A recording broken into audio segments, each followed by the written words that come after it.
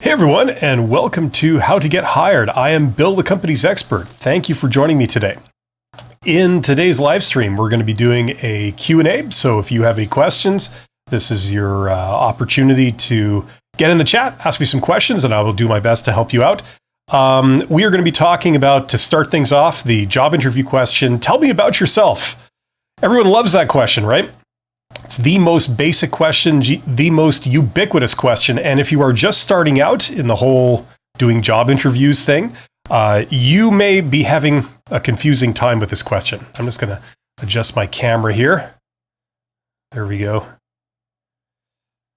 These live streams are always a bit of a homespun affair. There you go. Yeah. So I believe Tell Me About Yourself is the most basic, the most obvious job interview question that if you are a beginner, you've probably heard of that question, you're probably anticipating it, and you are right to do so because you are pretty much guaranteed to be asked that in some way, shape, or form at your first interview. Usually they're going to ask you first. And I see that Mickey9 is here. Hello to Mickey9. Thank you for joining me. Yes, so this is where, if we talk about how to answer the question, tell me about yourself, this is where we get into the whole subject of the wordplay that exists in a job interview. It's an extremely artificial exchange. People are not saying what they mean. It's a highly postured and highly artificial exchange because basically you are trying to sell yourself. For those of you that are not in sales, I hate to break it to you, but it's basically a sales pitch. It's a sales pitch for yourself as an employee. Because what's going on is that the interviewer, usually the first person that you interview with will be some form of recruiter. That means that their job is in HR. That means that they don't work in the area that you're being hired for. They are simply an HR person. Okay, their job is to go out and find candidates and to do initial screenings of candidates, and then take care of all the administrative stuff, okay, like setting you up with payroll and making sure you're trained and, things like this. Anything to do with employees, that's what the HR department deals with, okay? What the legal requirements are for like what you can do or can't do, what the employer can say or can't say to an employee, they know all that stuff. That's their job. Anything to do with employees, that's what the HR department does. Just like the sales department deals with customers, HR deals with employees. So chances are your first interview is going to be with a recruiter, someone from the HR department. So if you're being hired for a job where you have to work on engines or you have to do accounting, the person that you're talking to won't know really anything about working on engines or accounting. They simply are an HR person. They understand the legal requirements of how employers treat employees and all this kind of stuff. So that puts you at a little bit of a disadvantage, and it also kind of throws some first-time job interviewers for a loop because you'd think that you'd be interviewing with somebody who would actually know the subject matter of the job you're being hired for. And a lot of times this comes as a surprise and a total disappointment to people that were not expecting this. You're expecting to sit down with someone that understands how to build engines and how to do accounting, and you're not getting that. You're dealing with someone that doesn't know any of those things. And so their questions are kind of strange, and you don't really know what they're looking for. So that's the world that we're getting into. I see there's 21 people here. Thank you for joining me today. This is your opportunity to get in the chat, ask me some questions, because after I talk about this question, I got nothing planned. This is purely a Q&A where I try and help you out with whatever you're struggling with when it comes to job interviews and resumes and stuff on the low end, and careers and networking on the high end. So wherever you are in your career, I'm going to try and give you a hand with that. So coming back to tell me about yourself. So first of all, I got to say, if you've been watching my channel for any amount of time, you probably know my feelings. I kind of don't really respect recruiters too much that just ask these cliched, canned questions because they are the most artificial exchanges of any exchange in an entirely artificial situation. They give you a pre-rehearsed question, you give a pre-rehearsed answer. The only good that comes of this is they see your pre-rehearsed answer and they see, this person is taking this seriously. They've done some research. They've prepared themselves. So that must mean that they want this job to a certain extent. So that's what it signals. But basically, let's get into this question. Tell me about yourself. It's the most general question they could possibly ask.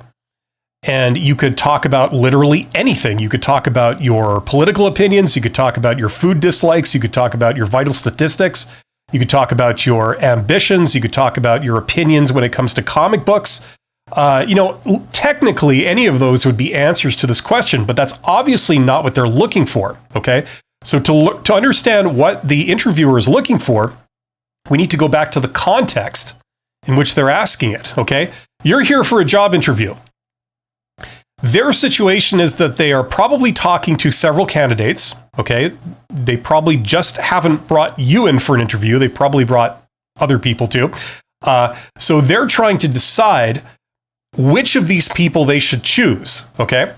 So if you're given a question that's totally open-ended, probably the thing to do would be to speak to the things that you would expect them to be looking for and wanting to hear with regard to this job. I actually have a video coming out about this tomorrow, so check that out. This was in my head, so I decided to make it the topic of this live stream. So what are they looking for?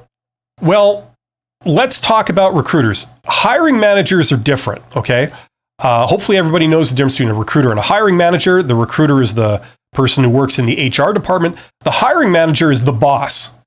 So if you're being hired to rebuild engines, the hiring manager is the manager, the person who supervises the people who rebuild engines. So they're probably a glorified mechanic, right? If you're applying for a job as an accountant and you're talking to the hiring manager, that means you're probably talking to a senior accountant, because if you get hired, you'll end up working for them. They'll be your boss. That's usually how it works. Okay, so that's the difference between these two people, the recruiter and the hiring manager. Okay, so because they're two different roles with entirely different backgrounds, they're looking for different things. Now, if you were talking to a hiring manager, someone who rebuilds engines and is an expert at rebuilding engines, and they're wanting to hire you to rebuild engines, it might make sense to talk about how you can rebuild engines, right? And all the details of it and the specifics and what models you've worked on and how long you've been doing it, and maybe your opinions about how it should be done or what tools you use. If you're speaking to a hiring manager, they would understand that stuff. The problem is, if you're talking to a recruiter, someone who works in the HR department who doesn't understand anything about engines, right? And you talk all about the tools you use to degrease an engine or rebore an engine or, upgrade an engine or, whatever, they won't have any clue what you're talking about. They won't know if that's good or bad. All they know is that you're not really telling them something that they recognize as good. Okay? So it depends on the context to know how to answer this question. Now, if you don't know who you're talking to, you're just talking to a person, you have no idea who they are, they haven't really explained who they are, what they do, what their interest is. The most default basic answer to this question is to go down the requirements that were in the job description. So if they said they were looking for someone who has this certificate of educational qualification, and they were looking for someone who has these skills, and they were looking for someone who has 5 years experience doing this type of work, well, it would be probably a good thing to talk about how you have all those, right? So go down the list of requirements and you can answer that. An alternative, this is one that I recommend actually, is you go down your resume, because your resume pretty much is the same thing. It's what you have. And you used your resume already to apply for the job, and they read your resume, and based on the strength of your resume and accompanying application, they invited you down for an interview. So that means that nothing on your resume disqualified you. It obviously was stuff that makes you look like you are a contender for this, right? So that's what it's that kind of thing that we want to say, right? Things that make you look good. One caveat is that if you're going down your resume, okay, so you'd start off by saying, well, as you can see from my resume, and then you launch into a very quick summary of your resume. Maybe you start with your education, and then you go down your experience from the oldest to the newest. Now, if you don't have any career experience, like experience on the job, say you're coming out of school or something like that, okay, you have a lot of experience, even though you don't know it, okay? How can I put this? What do people do in their jobs? When you hire someone, what are they expected to do? Well, they're expected to follow instructions. They're expected to show up on time. They're expected to have a good work ethic. If you assign them a task that has a certain deadline, you're expecting them to be able to respect deadlines and have the work ethic to do work on time. You're expected to act professionally. You're expected to know what's appropriate conduct for a workplace and what's inappropriate conduct for a workplace, right? If you hire an employee and you work in an office type setting and they come to work and they get to work and they stretch and then they take off their pants and then they lounge around in their underwear, obviously that's going to be a problem, right? If you have to explain to this person that that's not appropriate conduct for the workplace, that's a real red flag, right? Because if they don't understand that, they probably don't understand a lot of other things that you would expect them to understand, right?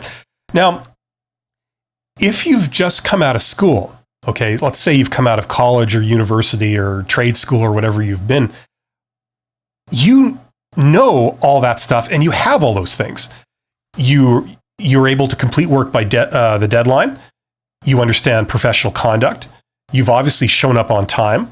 You have the discipline to study for exams and other evaluations and pass those evaluations.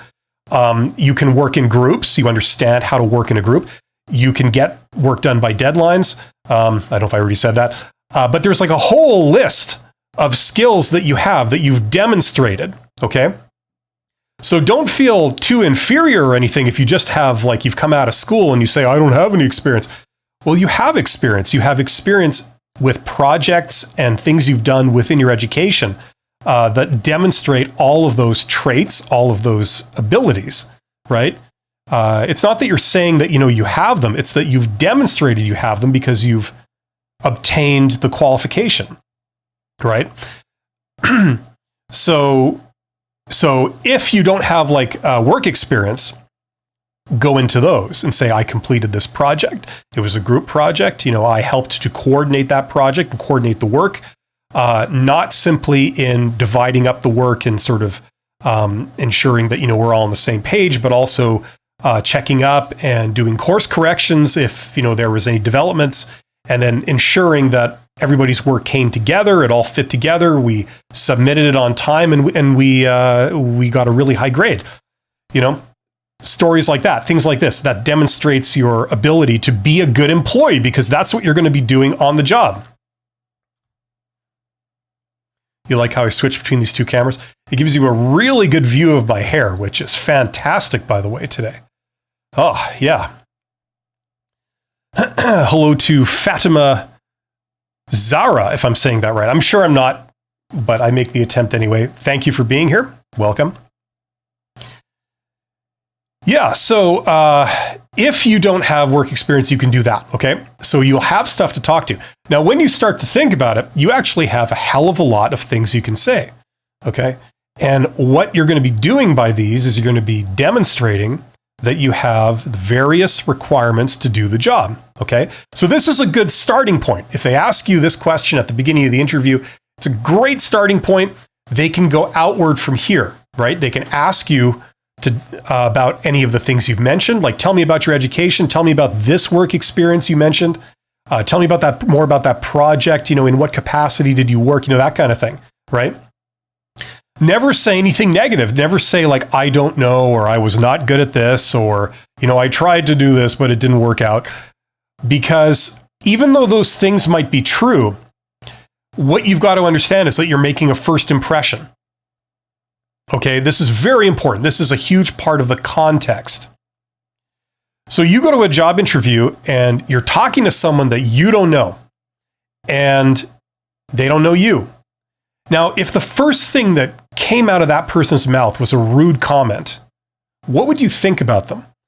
A lot of people would sort of form their opinion that, like, oh, this is a rude person. I don't like them, right? You see how, they're making a first impression on you, right? They could be a wonderful person. Maybe they're just having a bad day, or maybe that came out wrong, and maybe they don't realize it came out wrong. Maybe they were trying to make a joke and it fell flat or something. But you see how the first impression thing works.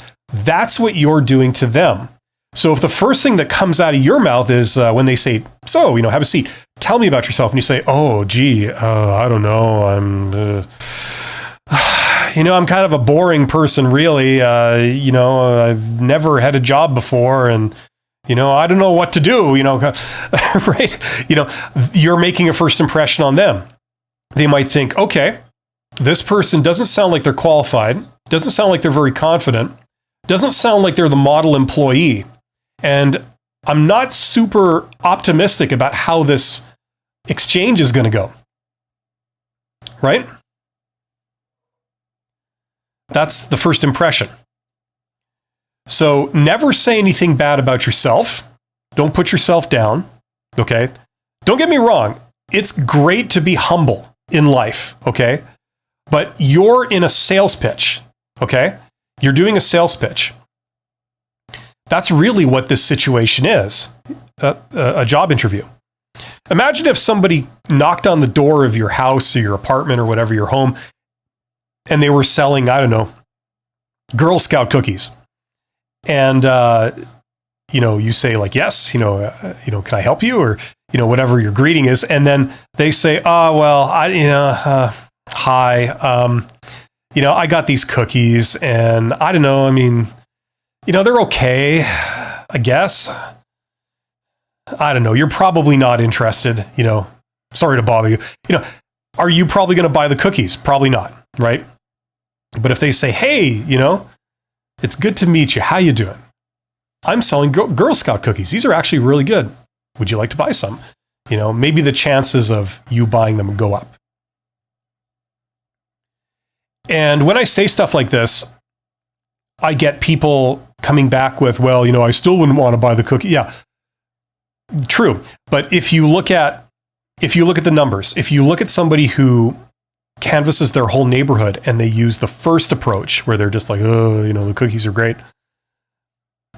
And you look at how many sales they make, and then you look at the next person who did the second approach, the cheery, optimistic approach, confident, they tend to sell much more. Okay? There are all kinds of variations between people, but the odds are that you will do a lot better. Okay, so that's really what's going on in a job interview. You're making a first impression. This is usually the icebreaker question. And they can ask it in many different ways. They may not say, tell me about yourself. They might say, walk me through your resume. Or that, even after you've met them, you might have shaken their hand or you bumped their elbow or whatever you do a chest bump. However, whatever your standard greeting is in a professional situation. I've always said, could be cultural. After you do that, they might say, please introduce yourself. Well, you've already introduced yourself. You already said, hello, this is my name. And, you shake hands. So it kind of feels weird to get that question again. It's another version of tell me about yourself. It's the icebreaker question. And no matter how they phrase that first question, which is the icebreaker, which is some form of tell me about yourself, you always give the same answer because it's the same question, right?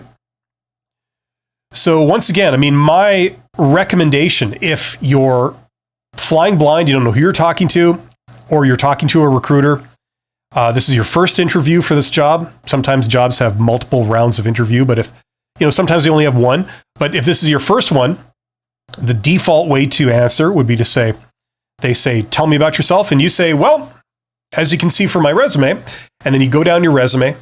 I would say about 45 seconds to 60 seconds maximum to do this whole thing, because you don't want to be talking about this for 10 minutes. You go down your resume, you start with your education. I have this qualification. I've been working for the last 2 years in this place. This was my role. I've done this kind of work. And then then after that, I worked here. Oldest experience to newest experience. And then the way you end, a great way to end this is to say, and that's what brings me here today and why I'm excited to learn more about this opportunity. Okay, that's what I'd recommend the answer to be. Now, the reason you end like that is because, think about it. When you go to a job interview, you're not there to talk about something that you did 5 years ago in some other job, all the details of it, none of which apply to this job. It was a different thing, right? Working for somebody else. Obviously, you're going to be saying your qualifications and stuff, but getting into the nitty-gritty details of what you did for someone else, it's a waste of time. If you only have, say, 5 minutes of talk time during a job interview to say what you want, you don't want to waste that time on talking about what you did at some other job that has nothing to do with this job. Instead, you want to talk about how you're qualified to do this job, how you've got everything they're looking for, and how you can bring all of this to help them, what you can do for them. That's what you want to do. So the idea is that this question is an icebreaker, which means it gets the conversation started, but you don't take up too much time with this question. You don't spend 15 minutes of it. For example, you're here for the accounting job. Well, I see on your resume that you worked at SeaWorld for 5 years.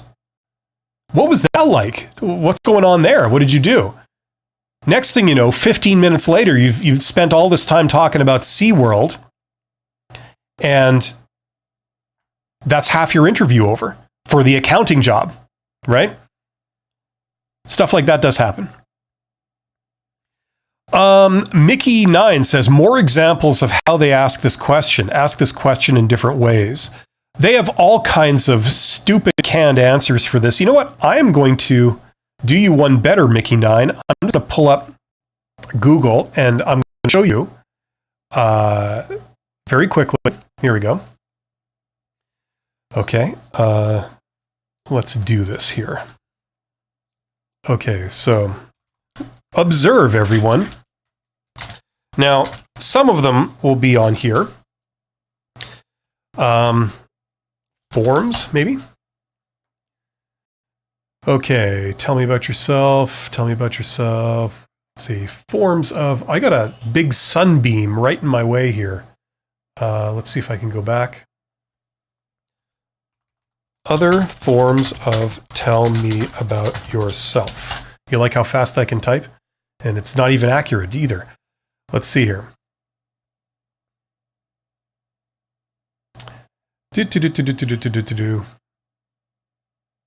Okay, so here you go. You don't have to take this from me. I mentioned 4 examples earlier, but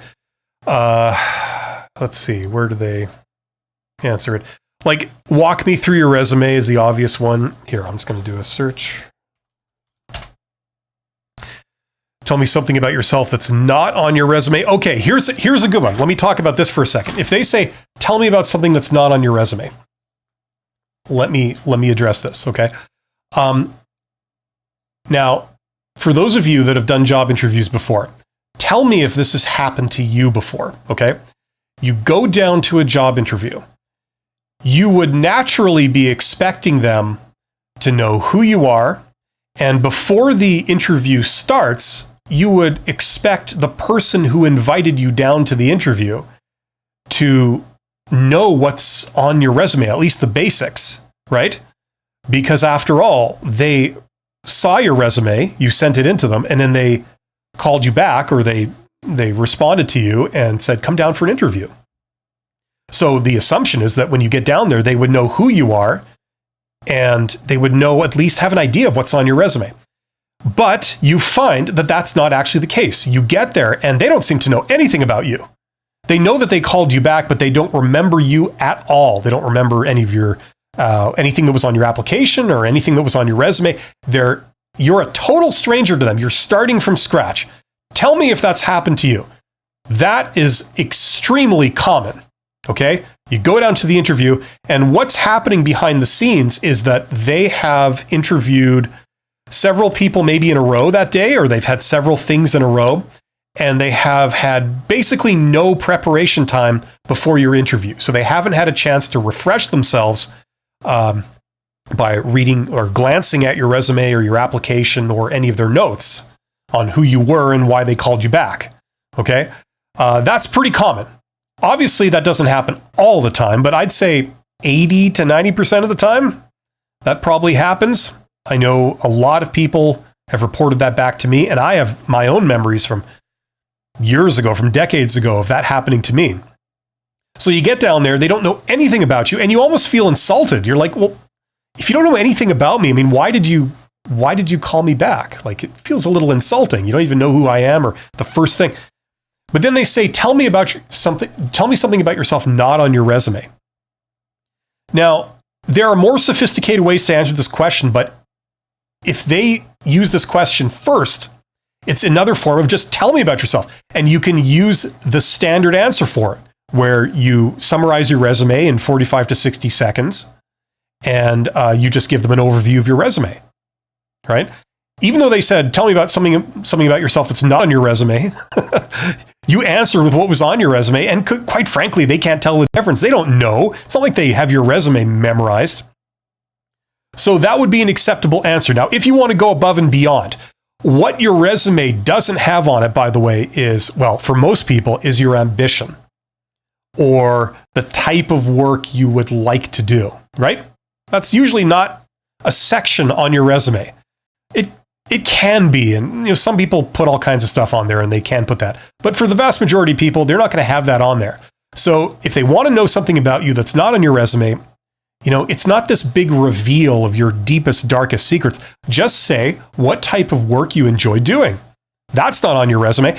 And obviously, if you're trying to get this job, what you say as the work you're trying to do is very, very similar to the job that you're here interviewing for, right? So that gives you some bonus points. Okay, but returning to this other form of tell me about yourself. Okay, like even this article has, like you see here, this is how to answer tell me about yourself, and other examples include tell me something about yourself that's not on your resume. So a lot of times it sounds like a different question, but it's actually not. In the context of the interview, you give the same answer. How would you describe yourself? Yeah, there isn't anything. I'm disappointed in Google. We maybe use ChatGPT for this. But okay, other forms of tell me about yourself would be, please introduce yourself, walk me through your resume, tell me a bit about yourself, what brings you here, can you describe your past history? Any of those questions, they're all essentially the same question as tell me about yourself. It's a very general question where you have to do some kind of introduction and give an overview of who you are, right? They could say, what makes you tick? I don't think that's very common to say it in that form, but that would be another form of it, right? So you're going to encounter this, and recruiters love to feel superior by coming up with yet new ways of asking the same old stuff, right? They think they're so original in doing this. There are a few really, really capable, smart recruiters out there, but there's a hell of a lot of mediocre ones too. So, and I can say this, I used to teach recruiters in universities. So, this is my honest opinion. It's also, in some circles, a recruiter is also an entry-level job. So it's not like you're dealing with the world's rocket scientists. It's not brain rocketry, put it that way. Okay, always remember, this is a Q&A live stream. So if you got any questions, get in the chat. You can see the chat. There are 28 people here. Whatever you're struggling with right now, whatever you're wondering, let me know in the chat. I will do my best to try and help you out. Mickey9 says, thank you for your valuable advice and examples. Thanks, Bill. You're absolutely welcome, Mickey9. Yeah. Now, listen, I've heard some people recommend that, when they say, tell me about yourself, you start by thanking them and all this kind of stuff. Nothing wrong with that, but usually what you do is when you walk into the room or when you first encounter the person, like as part of your greetings, you say, hello, it's good to meet you. My name is this. So in my case, I would say, I'm Bill Todd. It's good to meet you. And then they would introduce themselves. And then the next thing out of your mouth would be, thank you very much for this opportunity. I'm looking forward to, discussing this job and seeing where it goes. It's really interesting stuff. Something like that. That's kind of part of just, doing a greeting and following protocol, right? Unfortunately, that in lower circles, that stuff is usually not done. People are not very sophisticated, not as much as they should be. That's one thing that, this sounds bad to say, but that's one thing that separates upper level people from lower level people, is this knowledge of protocol and manners, having really good manners. What you want to do, ideally, especially in a situation like this, is you want the other person to feel good about you. You don't want them to think like, oh, I don't like this person before the interview even starts, right? That's probably not a good thing. So one way to make sure that that doesn't happen is, you're very cheery, very warm, you're very polite. You say, hello, it's great to meet you. Thank you for inviting me down here today. I'm really interested in this job, and I think you guys, from what I've seen, are doing a fantastic job. I'm interested to see how this goes. Something like that. And you have a bit of a smile and you're happy. And most people, unless they're like a real miserable piece of work, they'll probably respond to that in kind and say, oh, well, thank you very much. We're happy to have you. And, I'm also interested in seeing how this interview goes. Something like that, right? So that's part of the greeting. I wouldn't say like you answer this question by thanking them. So that's part of the greeting. But potato, if you haven't done it so far, it's not a bad idea to start the interview with it by thanking them for the opportunity. Okay. Even if you don't feel like it, even if you don't feel like saying it, it's the polite thing to do. Things will go better for you if you do that stuff. Kitty Cat McGee, awesome, says, I have no problem interviewing others. If I'm interviewed, I get so flipping nervous. Yes, because it's a power dynamic, isn't it? When you're interviewing others, you have the upper hand. You're the decision maker, right? Usually you bring them into, your turf on your terms. You control the interaction, right? But when you're being interviewed, it's a little more nerve-wracking. You're usually on somebody else's turf. Everything is unfamiliar. You don't know who any of these people are. You have something to gain or lose. There's some jeopardy for you, and so naturally you're more nervous. You're not quite as confident as you would be if you were on the other side of the table. And I know a lot of recruiters that take advantage of that. I know a lot of people in general that take advantage of that situation. They really get off on the power trip, like I'm the decider, I'm the decision maker here, and I'm going to feel good about myself by making you sweat. And the more uncomfortable I can make you feel, the more powerful I feel, right? It's very unfortunate to see that. It really is not how you do these things, or how you should do these things. It's not how the best people do these things, put it that way. Talomo says, hi, Bill. Some interview panel will ask you, tell us of a conflict situation you had at work, and how did you handle it? What's the right acceptable answer to the question? Okay, so let's start at the beginning. It's a great question, Talomo. Let's get into it. For people that are just kind of starting out, let's start at the beginning. This question is asking you about a specific story, a specific situation that's particular to you. Tell me about a time that you had to do something. So you can't memorize an answer, because everybody's answer is going to be customized, right? They call this type of question a behavioral question.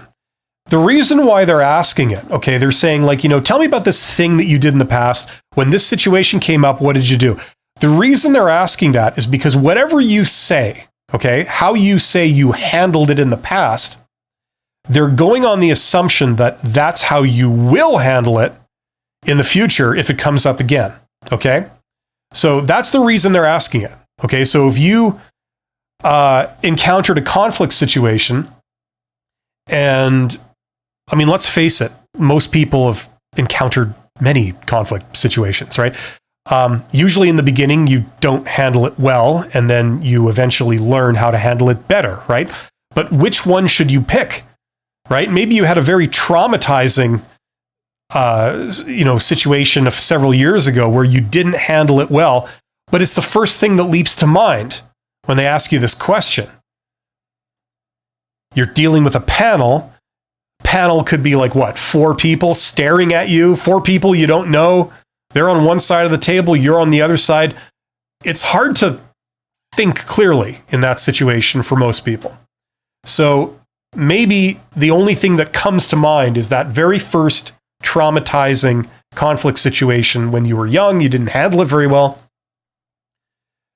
The problem is if you say it and you say how you handled it, which is true, but you didn't handle it very well, but you since learned how to handle it, they won't like that answer, because if you didn't handle it very well, they're going to interpret that as, oh, if that ever happens again, you just described what you would do and how you would handle it. And so for that reason, you don't look like a very good candidate. Okay. So you might have eliminated yourself on that question. Okay. So the way you answer questions like this, okay, is in one word, it's preparation. Okay. You think of several stories. I recommend 10. So 10, because I only got one hand here, 10 situations. Okay. And you have these on the tip of your mind. And the best way to do this is to do mock interviews, to practice interviews. If you got a friend or a family member, just do a few mock interviews and try and memorize those 10 stories. It shouldn't be hard because they're stories from your past. It's just that you're specifically thinking of them, right? So they're on the tip of your mind. So when you go in there, anytime they ask you a question that's a behavioral question that involves, tell me about a time something like this happened and you had to respond to it, you're going to pull out one of those 10 stories. You might have to slightly customize the way you answer the question, but you're going to be using one of those same 10 examples. You got them ready, they're rehearsed. You don't have to I did this and then I told this. No, wait a minute. No. Okay, he told me first, then you don't have to do any of that, right? Because you have it right fresh in your mind. It's on the tip of your tongue. Okay? And you're going to tell a story where you handled it correctly, okay? Hopefully you've got one of those. So if you've had a conflict situation that you handled properly, then you tell that story. If you don't have it, in the rare case that you can't give them an example, what you can do is you could say, well, I haven't actually been in a conflict situation exactly like that, but something similar that happened to me was this. Okay, this was the situation, this came up, this is how I responded to it, this was the reaction and the outcome, and it worked well. Or you say, I did this and it didn't go perfectly, but I now know that what you do in that situation is you do this. And when you do it, you get this result, and you do it because you avoid this pitfall, things like this. So they go, okay, I can see that you know what you're talking about. I don't have any fears that if you were to encounter that situation here tomorrow, you would handle it inappropriately. Okay? Now I got to say one more thing about this question. Not that I've ever been long-winded before. I know that's what you guys like about me, right? Brevity. It's you've hopefully heard of this, but in case you haven't, there's something called the STAR format, STAR. This describes the format in which you answer, okay? So situation, task, action, result. So let me give you an example, okay? Situation. I was doing my job as the supervisor, and one day, one of the workers that I was supervising, their overhead crane became detached, and it started to fall. It didn't fall all the way down and hit someone, but it was hanging precariously only by a cable. Very dangerous situation. So that was the situation. Okay, there, I just goofed that up. The situation was I was working as a supervisor in the shop. Task, I have to keep my people safe. The business about the crane, it was hanging by a cable. Action, what you did. I immediately triggered the stop button for the entire work process. I turned on the alarm, and I raised my voice, and I ordered everyone out of the area immediately. Once I was satisfied that everyone was outside, and I took a very quick attendance because I only had 10 people to worry about and I could see them all, I then called the authorities or the emergency services, whatever. Okay. So that's action. And then result is what came of it. Well, no one was injured. I had followed procedure. The production line had resumed work in 2 hours, which was actually pretty good for a situation of this magnitude. We repaired the crane within a week, and there were no issues, and I was commended for my boss for handling the situation very well. There you go. So that's the format in which you say these things, and it prevents you from rambling for 10 minutes, and so that you don't get to finish the story. Okay, so that's the format in which you answer. STAR, situation, task, action, result. Any kind of behavioral question where you have to tell a story from your past, that's what you do. Incidentally, all of these, if you really want to get the lowdown on this, I have several courses. This one will probably be of most immediate interest to people here. My Get Hired course. It doesn't just talk about the basics, it talks about the basics, and then it goes into much more advanced things, so that you can do things like change careers, you can discover all kinds of great jobs that aren't publicly posted, and you can put yourself forward for them in a very powerful way where you get results, and it leads to very promising things. You get a good job, you get paid very well, and you get to work with people that really appreciate you. So check that out if you're interested. That's my entirety of my recommendations for how you go about getting hired. Okay, but Tal Lomo, hopefully that answers your question. That's a great question. Okay, Ab says, hello. Hello, Ab. Alfred says, I had a phone interview a couple of weeks ago. I've not been contacted within the time frame they mentioned. What is the best way to reach out to them? How do I overcome not meeting a requirement? Okay, Ab, I hate to say this to you, but 95% chance the answer is a no, okay? Generally, like we're talking about 95% of all situations, if they select you, they'll let you know pretty soon, okay? It's not impossible. There's a video on my channel where I talk about some of the worst job interviews I did, like years and years ago. I was halfway through an interview process with a company, and then they ghosted me. I heard nothing back. And then I actually called the company. I called and talked to that person's boss, who was the CFO of the company. And the CFO told me, oh, that person's actually left the company. So I'm actually glad that you called because, yeah, let's continue this process. Let's just try and get through this. So can you come in whenever and do another interview? So it is possible.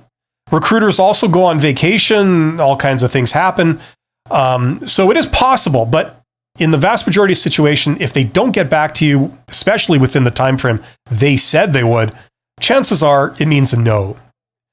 2 weeks is a no. Now, listen, that sucks if that's the case. I'm sorry for you, but it's really not the end of the world. Just get back on the horse. The way I would go about doing a job search campaign like this is you just put out leads, right? So you send out applications, and then you go to interviews, and you send out more applications, and you go to more interviews. You try and get as many interviews lined up, okay?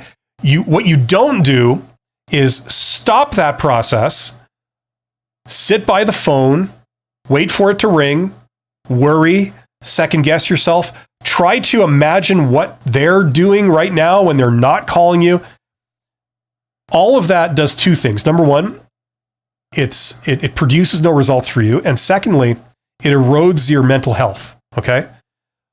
What makes you feel better in a job search campaign before you get a bite is knowing that you are putting out a lot of leads. Okay? So, and also coincidentally, that's the thing that helps. Okay? Right? So I would do those things. I would not look back. I would only look forward and keep moving and just try and put out as many leads as you possibly can. Do more applications.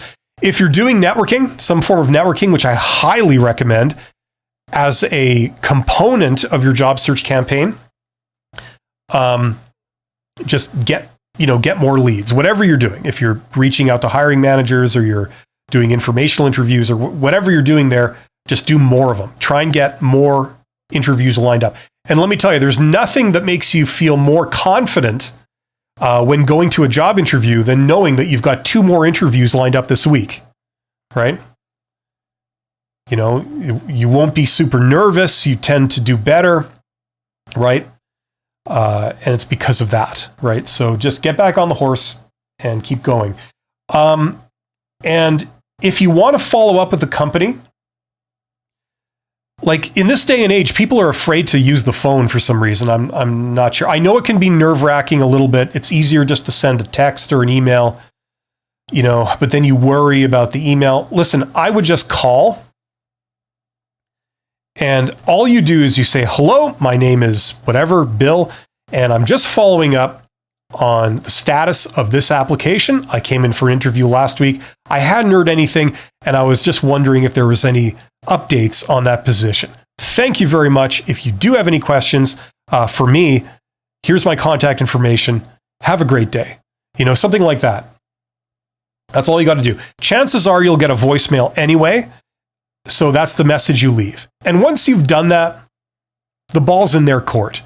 Okay? It's highly unlikely that they've selected you, but yet have ghosted you and will not respond even to a voicemail that you've left. That's what I'd say.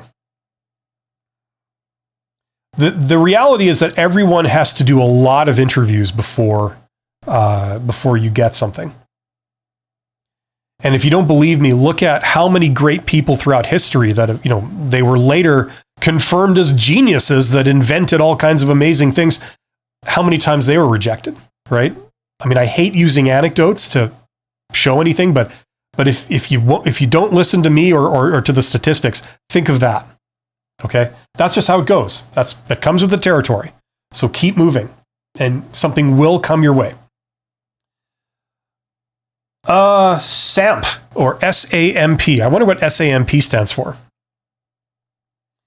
Can you stop helping us get stuck in the matrix? Instead, tell us how taxes work. Tell us how you made your own business. Or are you teaching us things that you got out of? Short answer, no. This is called How to Get Hired. That's what I'm doing. So none of that stuff is relevant to this. I'm not here to talk about taxes. And hello, what country are you in? That would kind of be an important thing to talk about if you want to start talking about taxes. So no, I'm here to help you with career type stuff. That's what the live stream is for. Mickey9, I've never taken an online interview. How would it start? How is like the opening? Greetings. Would it be very different from an in-person interview? I mean, I've done a lot of like teleconferencing type stuff and, Zoom calls with people. I mean, it's Zoom calls with people you don't know. In my experience, it's just been sort of a mirror of what you do when you're face to face, so you say, hello, thank you very much.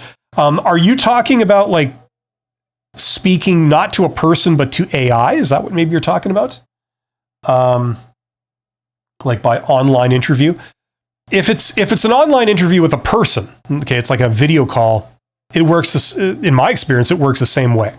And I haven't heard the protocol being totally different. Like I haven't gotten that kind of feedback from people. But, there's all kinds of things going on. Everything is going to happen some of the time, right? But generally speaking, it works the same way. So the opening would be like, hello, yeah, okay. Hello, everyone. I'm Bill. Thank you for being here. Can you hear me okay? Something like that. And they would say, yes, okay, great. I can hear you guys. That's awesome. It's great to meet you. Thank you for having me. And then you go from there, right? Something along those lines. That would be the opening, the greetings. Yeah. Now, if you know the specific people, like if you've done research, if you were in a situation where you could do research on, the actual individuals that are at the interview, like who you're going to be interviewing in advance, you look them up on LinkedIn, you see their background, you see who they are, you would get bonus points if you know that. They say, hi, my name is Janelle, or hi, my name is John, like who the other people on the other line. And you'd say, oh, hi, John. Yeah, I remember you, correct me if I'm wrong, but you have a degree in this, or you spent some time in this country doing that kind of work. They would say, yeah, like, oh, that's fascinating. I went there 10 years ago and I really enjoyed, something like that, right? Like if you know a bit about them, people love that. It makes them feel important. But other than that, it's the same as meeting someone in person. Now, if you're talking to an AI doing that type of online interview, that's quite a bit different. Alfred says, okay, thank you. That helps a lot. I was wondering about calling them instead of email them. Yeah, listen. Generally speaking, the best way to interact with people is in person. Now, that's not always possible, but if you can do it in person, that gets the best results. Failing that, a phone call or a video call, like in real time, would be the best way to talk to them, because it tends to get the best results. Only when you can't do those two, if it's something really important, then you resort to like email, DM, text, that kind of stuff, because those are the easiest to ignore. And, receiving a text from someone is not the same as them coming up to you and saying, hey, John, how you doing? Yeah. What's the deal with my interview? What's the status on that? Are you guys going to call me back? It's not the same thing as getting a text. When someone's right in your face and they're in person, it's kind of hard to ignore them or to kiss them off as easily. You know what I'm saying? So a phone call will be the best way of doing it. It's also the most human and personal way of doing it, rather than sending a very, crafted email that's almost in legalese, to them. When you say like, thank you for your concern, like all those sort of cliched, like almost legal type phrase that they learn, thank you for your application. Your application is important to us, which of course everyone knows it's not, right?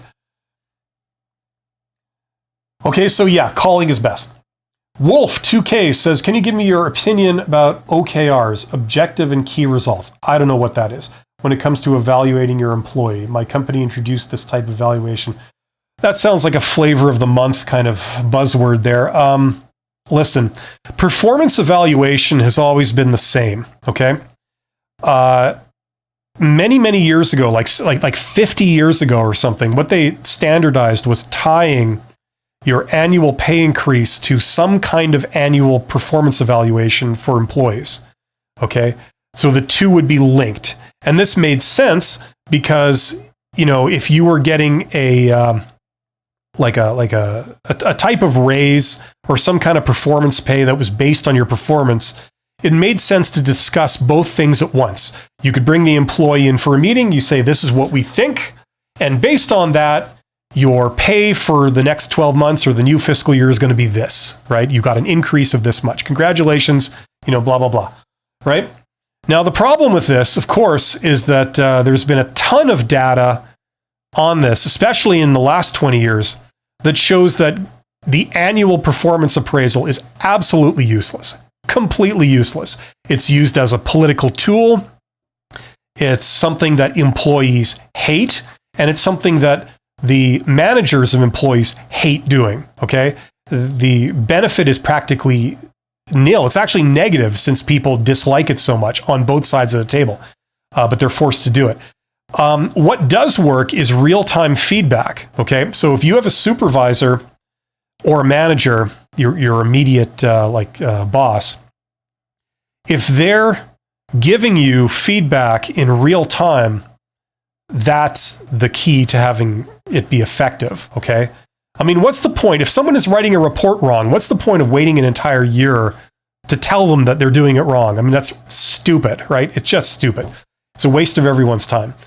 So, but this gets into a whole other issue, I mean, of how you do it. I've spoken before. I think the last live stream I did on this channel was called, what's it called? It's the leadership live stream where we talk about these things, like how to do, and, basically how to manage a company to success. But, a part of that, within that, is how to do performance evaluations on employees.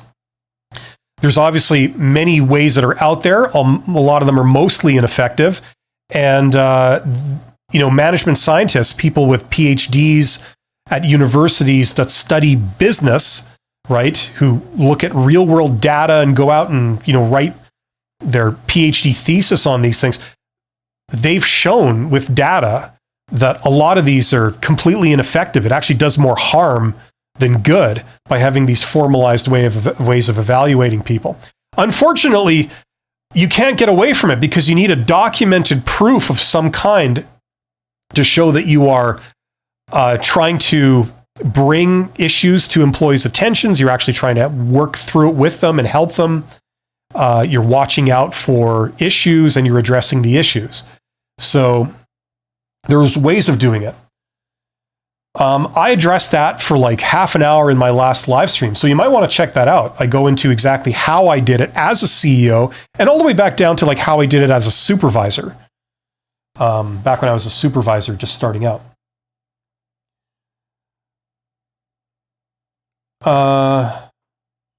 Can you give me your opinion about that? Listen, okay, just in a nutshell, to give you a hand, if you're being subjected to this and you're a bit afraid of it, the best thing to do is, as much as possible, go to your immediate boss, okay, the one that's going to be doing the evaluation on you, before these official evaluations are done, and just talk to them and just say, hey, you got a couple of minutes. Don't go to them when they're busy or pissed off, or, go to them like just after lunch on a Friday or something. People are coming back. They're in a good mood. It's Friday. They've just had a meal or something. They've had their lunch, so they're happy. And say, hey, you got a couple minutes, so listen, how am I doing? Are there any issues that, with my performance, or is there anything that I'm doing that you would prefer that I would do differently? I'm just wondering. And see what they say, right? Something of that nature. And do that maybe once a month. You don't want to do it so often it pesters people and it gets weird, but occasionally you want to ask that. And what that does is it does a couple of things. Number one, it signals that you care about doing a good job and you're trying to do it the way they want. So that counts for a lot. Number two, it also is obviously a way for them to say, oh, it's great that you asked me that, because, I was going to ask you, when you do this, could you do it more this way instead of that way? I'd prefer it if you could. Would that be okay? And you say, sure, right? And then your performance improves and they like you, and you don't have to worry about being the first to get fired or anything like that if you're doing things like this, okay? So for the little amount of time and effort that takes, it can produce a big result. Mickey 9, not the AI one with person. Okay, right. So that answer I gave was relevant. You're absolutely welcome, Talomo.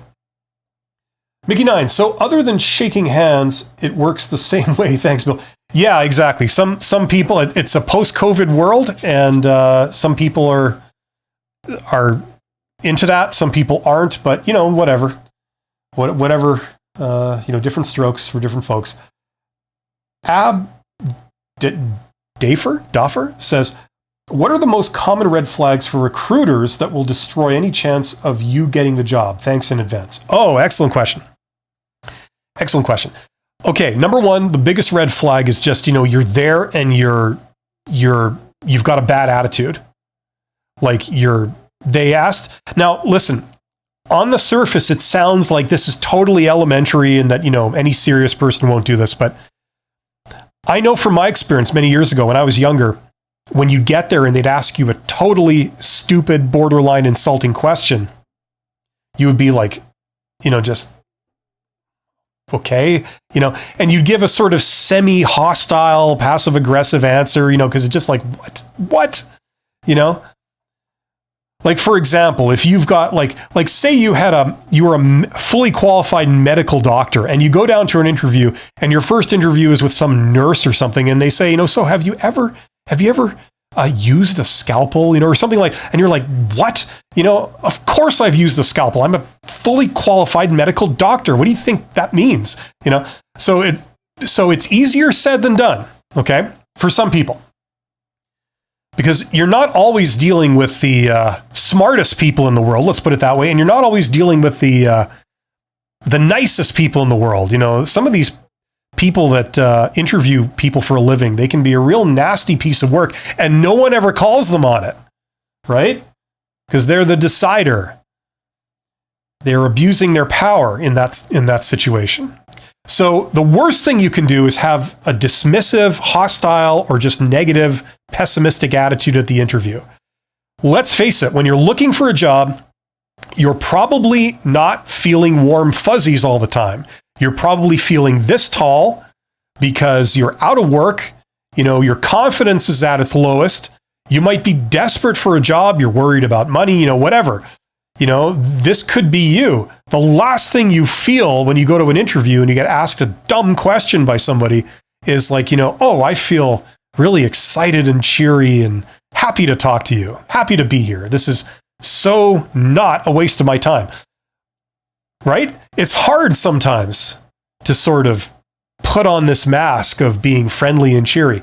The problem is that if you go there and you keep it real, it's like, look, just give me the damn job. Okay. I'm a good worker. I can do whatever you need.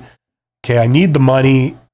I've heard, reasonable things about this company. It's a good employer. You obviously employ people with my skills. Can you just give me the damn job? Unfortunately, that doesn't make a good impression. That's the reality. It's unfortunate. So the number one mistake is that. Number two mistake is thinking it's all about you. Okay? The recruiter has an entirely different perspective of you than you do. Okay? They don't know who you are.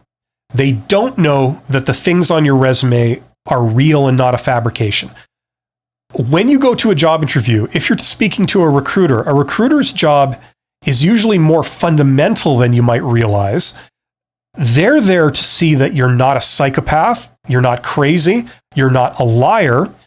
You actually care about doing this job, like as opposed to just needing money, you don't care what you do. And they're there to see are you the type of employee that others would be okay working with? Like if you're a real grump or you're really hostile or you're really vulgar or you're not really acting appropriately, those are pretty much all usually automatic eliminations, right? They're looking at much more fundamental stuff. You know that you're a good person who's hardworking, who's honest. They don't know that. Their first task is to sort of just test that before they start really listening in depth to the specific skills and things that you have and what specifically you can bring to the interview. They have a much more fundamental role. So for example, they're going to ask you like, why did you leave your last job? Right? And if you say you got fired, they're going to go, oh, okay, well, this is the type of person that gets fired from a job. Maybe we don't want to hire them, right? Because if all I know is that this person, they look like they're in their 20s, they have some social skills, but they got fired from their last job. That's all I know about them. They're not looking good, right? Without learning anything more about them, I already feel kind of pessimistic about this person. So if the next question I ask is I say, do you have, 5 years experience in this? Yes. Do you have 2 years experience in this? Yes. Okay, check, check. Do you have this skill? No. Oh, okay. Well, now you're looking even worse. That probably pushed you right over the fail line.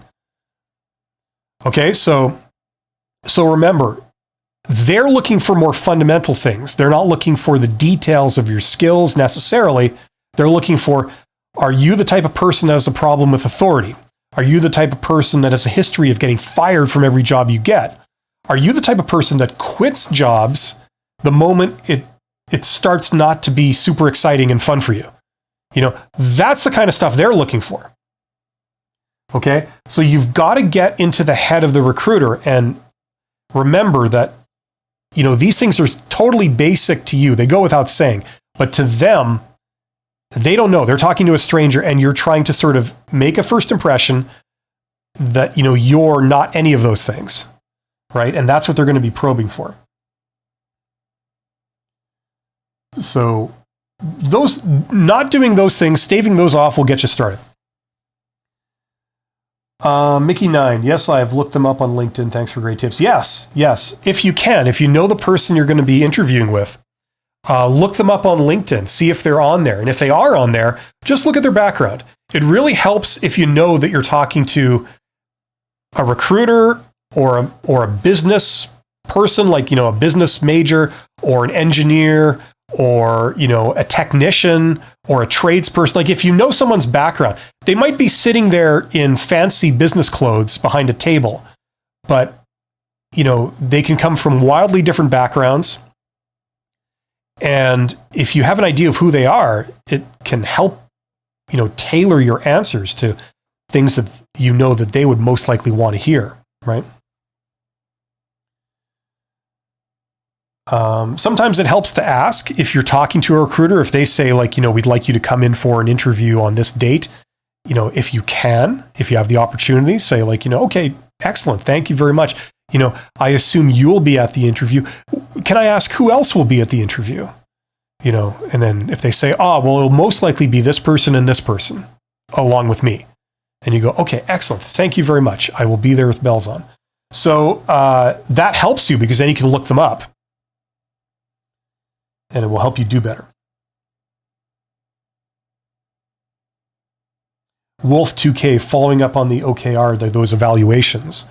Thank you for the information. You're welcome. In the past, everyone will get or not get a performance raise at the end of the year based on whether the annual recurring revenue for the current year was met. At the end of 2023, nobody got a raise. Yeah, those things are fun, aren't they? I used to teach a course in university it was called Total Compensation. It talks about compensation and all different ways of doing it. It's actually an interesting topic. I've talked about in members-only videos on this channel. I've actually gone into that, the various theories of how you compensate executives. Like it's all about incentives. If I give you money if you do this, then chances are you're going to do that, right? And how it can go wrong, right? Like for example, if I give you money based on the stock price, and that's it, you're going to do all kinds of things that will make the stock price go up, but not necessarily in the best interest of the company. You can lie to like Enron and all those companies. You'll lie to the public, say we've made all this money when you really haven't. So the stock price goes up, you get your bonus, you leave with your bonus, and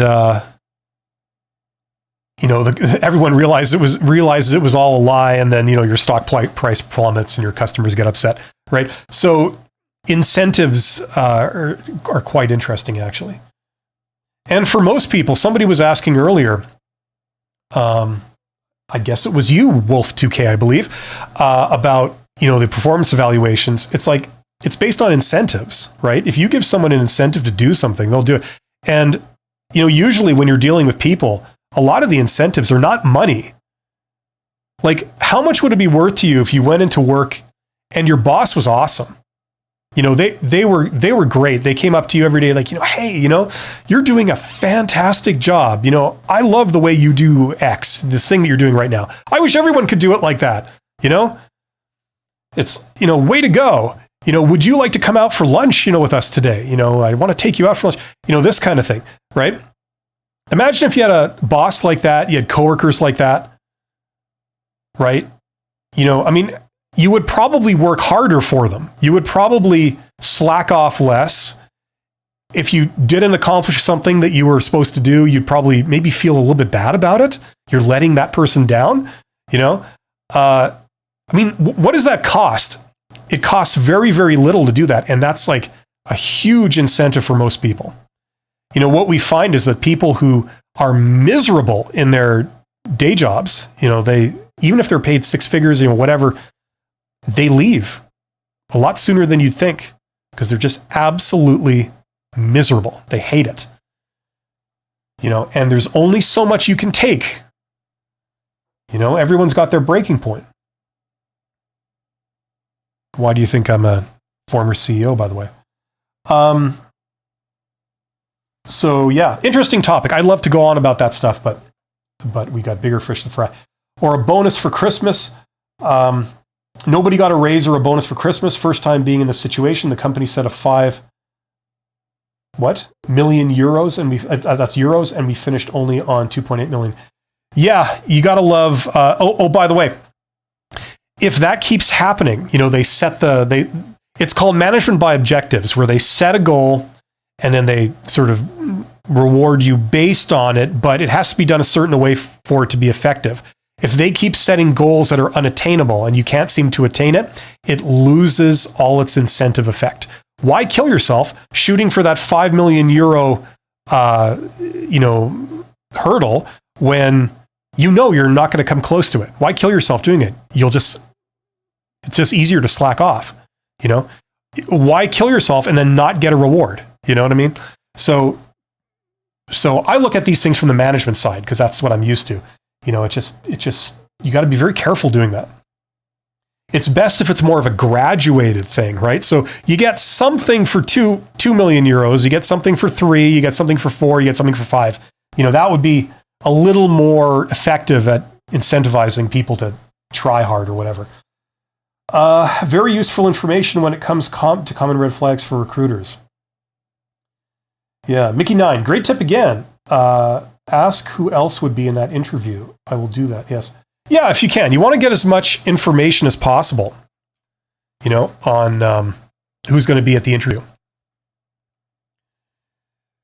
So it is an hour and 12 minutes or so into this live stream. If anybody has any questions, I see there's 43 of you guys here. Thank you for joining me today. Get in the chat, ask me your questions, because I'm going to start winding this down in a few minutes, depending on how much questions we get, or I get. In the meantime, check out my courses. I have this course. If you want to learn business, if you're interested in being an entrepreneur or starting a side hustle, or advancing your career. Okay, do you need an MBA for any of those? No, but it helps. It helps tremendously. Understanding business helps you be successful at business. So the problem is a lot of MBAs, especially these days, they're very expensive. You got to take 2 years or 1 year if you do an executive MBA, but still, it's very intense. You got to take time off and dedicate yourself to doing it. You can do night classes, but still, that's very, very hard, especially if you've got a family. So I created this solution. This will be a solution for some people, depending on what your needs are. It's a non-accredited MBA, so you don't get a piece of paper at the end of it. But that's not the point. The point is you want to learn the material.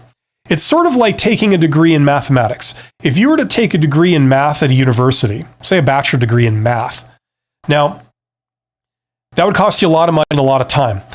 The problem is, in my opinion, the material that they teach you, mathematics, it's like, at a bachelor level, it's like, 200 years old and older?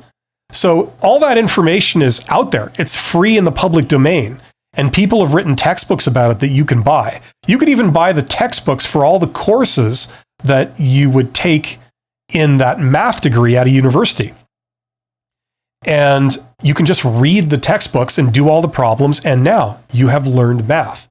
Now, you don't have the piece of paper at the end, but you have the skills. So if you're wanting to do something in your career that involves knowing business, like being an entrepreneur or starting a side hustle or getting a promotion, where you don't need to convince anyone, because you have a piece of paper, but you need the actual skills, you can get that right here for $100. Extremely cheap. And what you do is you get a reading list, essentially. You can get a lot of the textbooks. You're going to be doing this out of textbooks, and I'm recommending a reading list. They are the same books that are used in places like Harvard Business School in their business programs, their MBA programs. And you're reading the same book as them, except that you're getting the book for cheap off Amazon. And I give you a couple of videos to guide you through it, but basically it's a self-study thing. So if that appeals to you, check that out. There's a link in the description box below to a video where it gives you a lot more details about how the course works, and you've obviously got a link to the course. If that is something you're looking for. A lot of people have taken it. I've gotten some great feedback on it. Okay, where do we leave off here? Wolf2K, thank you. I appreciate the insights that come from a management perspective. Sometimes things are not that transparent from them. Yeah, that's the problem. When you are in those positions, you really can't be transparent. It's just not possible. You'd like to be, even like, I think most people would like to be, but you just can't. That just comes with the role. Like for example, everybody's compensation is not disclosed publicly, right? There's a reason for that. There are many reasons for that. You know what I'm saying? Your relationship with other employees is not published publicly. You don't just blab about it. What you're thinking of maybe doing is not published publicly. It's not, an open record, because people will skew things. They could sabotage things. They could, work things out for their own interests, and it won't be an accurate sort of situation. There's all kinds. It's like playing poker, unfortunately, and you got to keep your cards hidden sometimes to get a proper result, because there are people that will take advantage. That's just how it goes. I analyzed most of the team I belong to started not performing so well. There have also been problems where it comes to the quality of the work we offer. Yeah, well, I mean, there's a whole kaleidoscope of reasons why that could be the case. But if it's simply a matter of motivation, it's like people don't like having to work hard for something and they don't get a reward, right? It's just that simple. And even people that you give out sort of like a salary, like a base pay, where they get paid that no matter what, even that over time loses its use as its effectiveness as an incentive, because if you've worked at a place for 15 years, you always get your base pay, no matter how hard you work, no matter what you produce. I mean, they could employ you digging holes and filling them back in for all the good it does, but you get your base pay. That's why you stay there. But, does it really make you want to really go above and beyond? No, it doesn't. Now, if they give you performance pay, they say your boss comes to you and says, look, and I've done this to employees, I found it very effective. They're making six figures, and you go to them and you say, like, look, if you could get this done by the end of the week, I'll give you each, all another $100 in your pay at the end of the week, or for this month or whatever it is. And like that, like little $100 is nothing compared to like the amount of money they're making. It's like 1% or something. And it's like all of a sudden they're working harder than they ever have before. You're paying them like $150,000 and they can, just to get that extra little 100. Now they're actually sweating, I've seen that. I've done that. I've seen how effective that is, and the worst thing you can do is like promise a reward and then not give it, right? So you got to be very, very careful. Anyway, any last questions about careers, job interviews, resumes, networking, how to discover jobs, how to apply for jobs, any of that stuff? Speak now or forever hold your peace. Get in the chat. Let me know. I will be signing off in a couple of minutes if I don't get anything. In the meantime, I will fill more dead air by talking about this. This one right here. I have an announcement coming out later this week where I'm finally getting around to making a trailer for the Write Like a Professional course. You want to write like an executive. You want to understand how to talk to people. You want to understand what to say to people to make things go really well. Have great relationships with people and understanding what's appropriate, and also being able to just write with extreme clarity that when people read it, they go, this person is smart and they know what they're talking about. Take that course. Check it out. Link in the description below.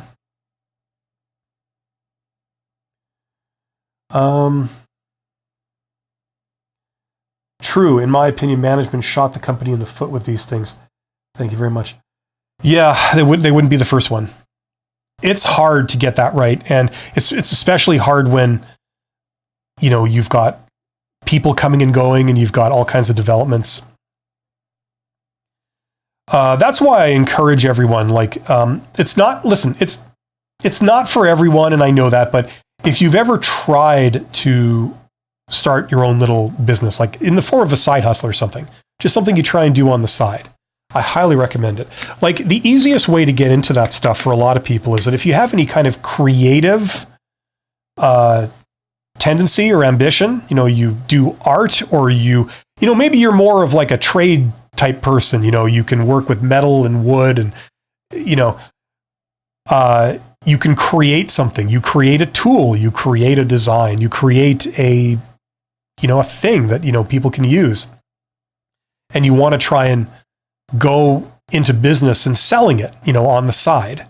Maybe it's just as simple as you create a thing, you create an e-store, or you get it listed on Amazon or whatever. So if anyone's searching for it, they find your product, right? Whatever. I mean, a YouTube channel can count as that too, right? Technically, if you stick with it long enough, it could be a money-making thing. Any kind of creative endeavor, but you want to learn how to do that as your career.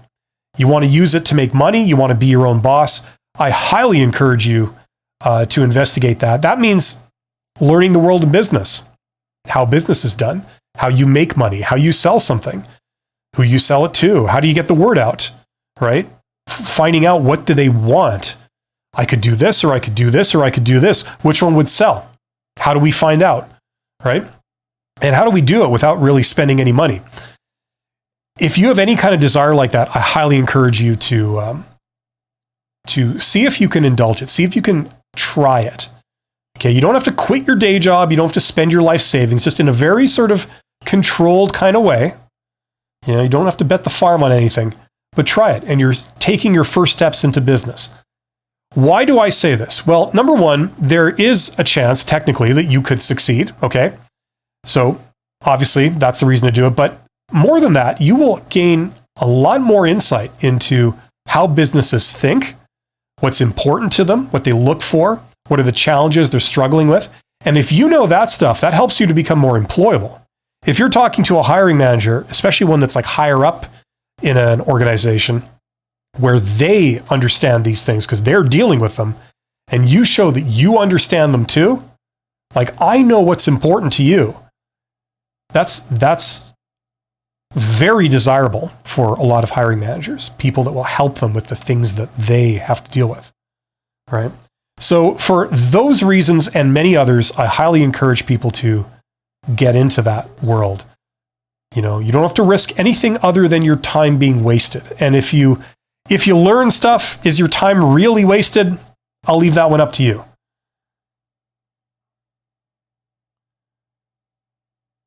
Mickey9, thank you, Bill, for answering many questions today. See you again soon. Yes.